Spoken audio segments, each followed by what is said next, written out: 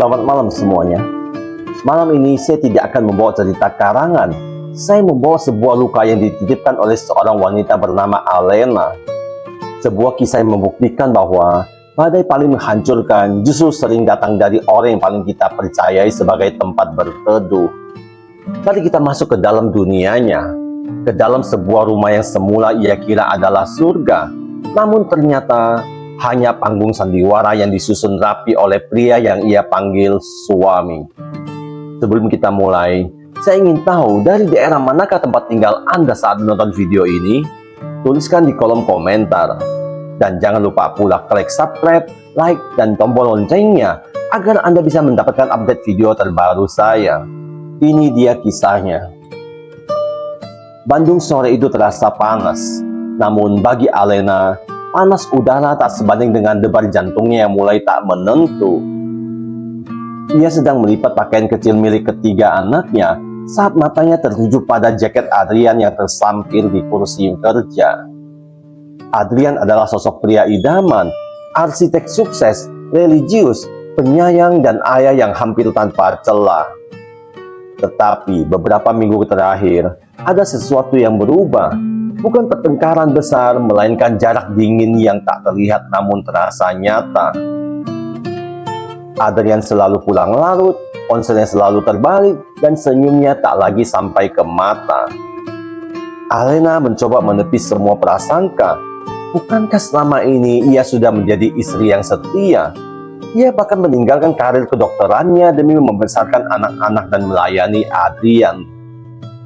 Ia percaya kesetiaan akan dibalas dengan kesetiaan yang sama.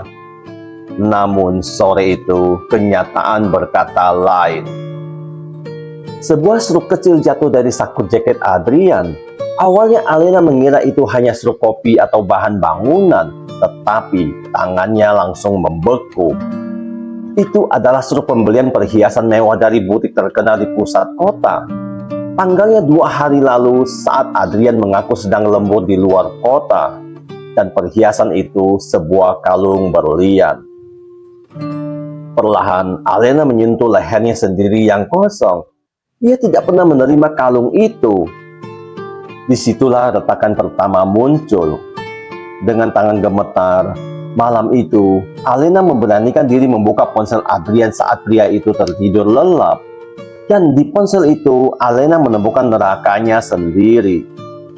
Puluhan foto, ratusan pesan, tiket perjalanan yang tak pernah ia ketahui.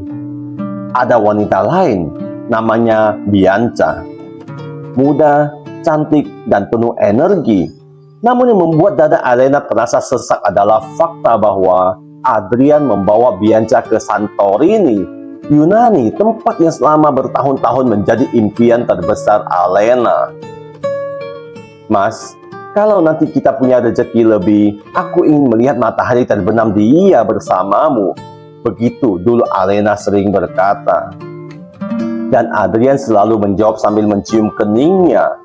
Sabar ya sayang, suatu hari kita ke sana. Ternyata, suatu saat itu sudah terjadi. Hanya saja bukan bersama Alena. Adrian membawa wanita lain ke tempat yang selama ini hanya hidup dalam mimpi istrinya sendiri. Ia memesan villa mewah menghadap Laut Aegea, tiket kelas bisnis, bahkan memberikan kalung berlian itu di bawah langit Yunani. Sementara Alena tetap di rumah, mengurus anak yang demam, membereskan cucian, dan menghitung pengeluaran dapur agar cukup sampai akhir bulan. Sakitnya bukan hanya karena perselingkuhan, tapi karena Adrian mencuri mimpi Alena lalu memberikannya kepada wanita lain. Malam itu, Alena duduk di lantai kamar mandi sambil menyalakan keran air agar suara tangisannya tidak terdengar oleh anak-anak. Ia merasa seperti layangan putus, kehilangan arah dan pegangan.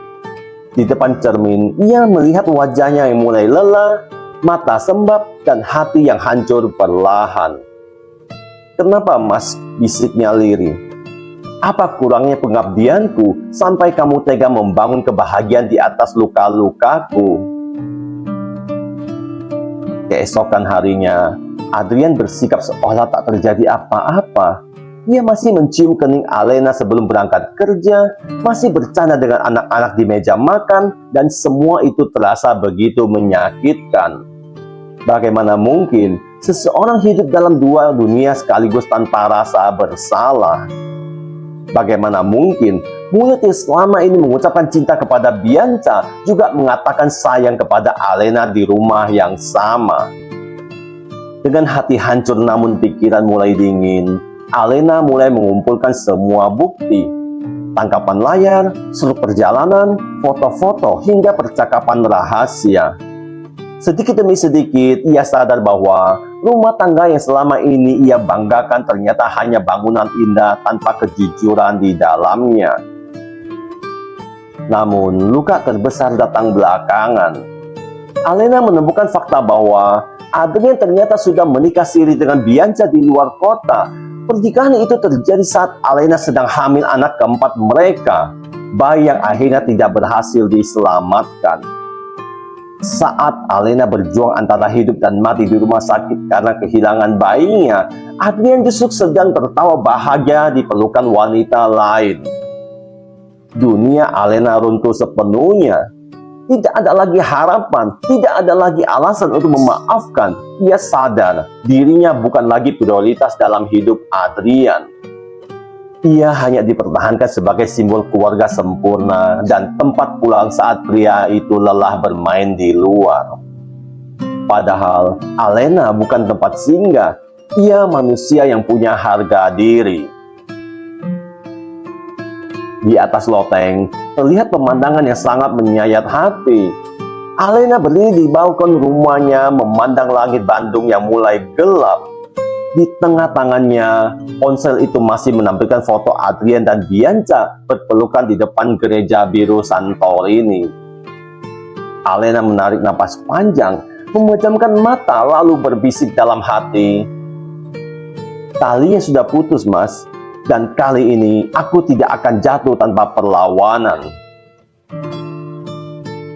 Suasana rumah yang biasanya hangat kini berubah seperti ruangan sidang yang sunyi dan menyesakkan. Alena tidak lagi menangis. Air matanya seolah habis bersama rasa hormatnya kepada Adrian. Di atas meja ruang tamu, ia telah menyiapkan semuanya. Map coklat, tumpukan foto cetakan, dan harga diri yang akhirnya berhasil ia pungut kembali. Malam itu, Adrian pulang lebih awal. Ia masuk sambil bersiul kecil dan meletakkan sekotak martabak kesukaan anak-anak di meja makan. Ia sama sekali tidak sadar bahwa Alena sedang menunggunya seperti hakim yang siap menjatuhkan vonis terakhir bagi pernikahan mereka. "Alena, belum tidur sayang?" tanyanya lembut. Namun suara itu kini terdengar seperti pisau yang digesekkan ke kaca. Alena menunjuk kursi di depannya. "Duduk, Mas, kita perlu bicara.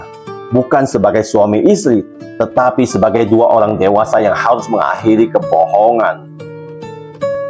Langkah Adrian langsung terhenti saat melihat foto-foto berserakan di meja. Foto dirinya bersama Bianca di Santorini, struk kalung berlian, hingga salinan surat nikah siri yang selama ini disembunyikannya rapat-rapat. Wajah Adrian mendadak pucat. "Alena, ini tidak seperti yang kamu pikirkan. Aku bisa jelaskan," katanya gugup.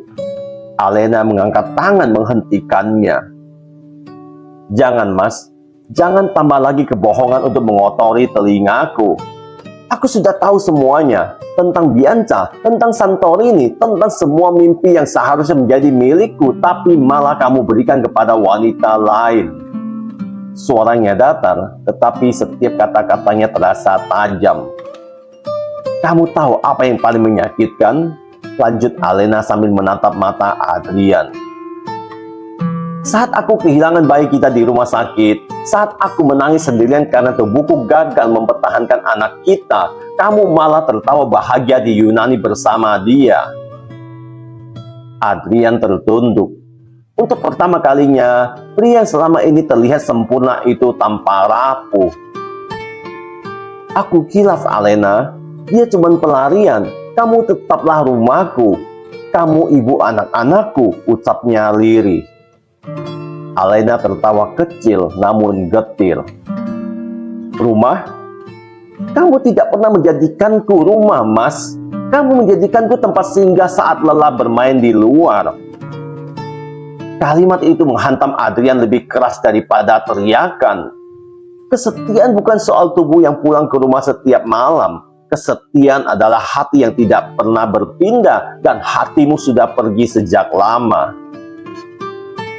Malam itu, pertengkaran berlangsung hingga dini hari.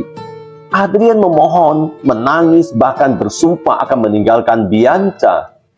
Namun, semua janji itu terdengar terlambat. Bagi Alena, pria yang mampu berbohong bertahun-tahun dengan wajah tenang tidak lagi layak dipercaya. Aku sudah memutuskan, kata Alena sambil mendorong map coklat ke depan Adrian. Ini surat gugatan cerai. Adrian langsung terkejut. Kamu serius, Alena?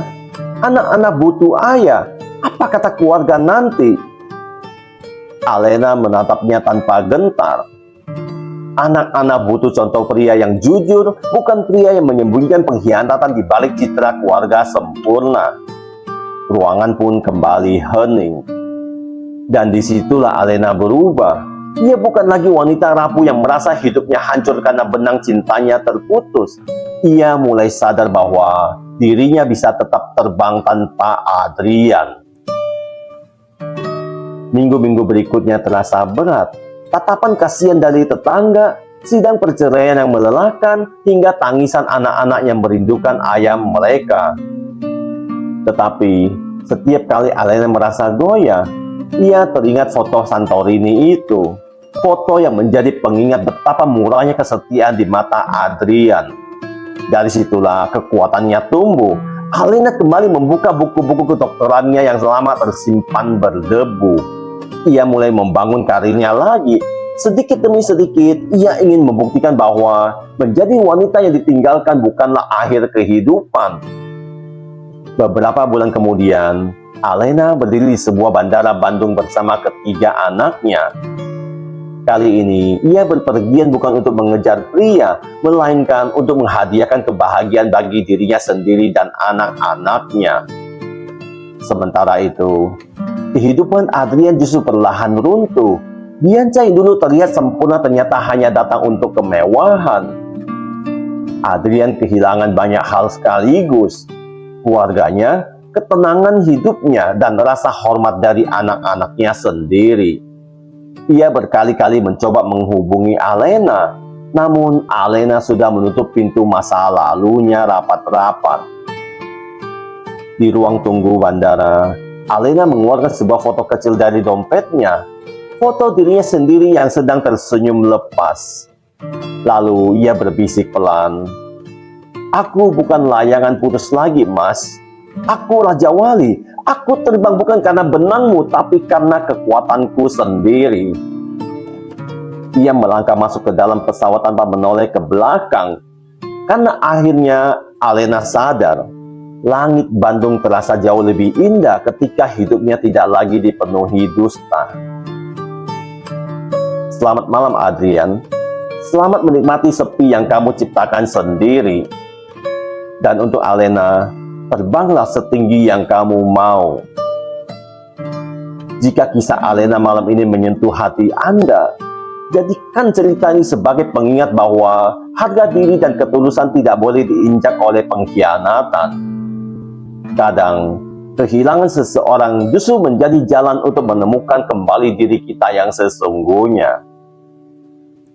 Jangan lupa dukung channel ini dengan menekan tombol like, subscribe, dan nyalakan lonceng notifikasinya. Dan tuliskan pendapat Anda di kolom komentar. Sampai jumpa di kisah penuh pelajaran berikutnya.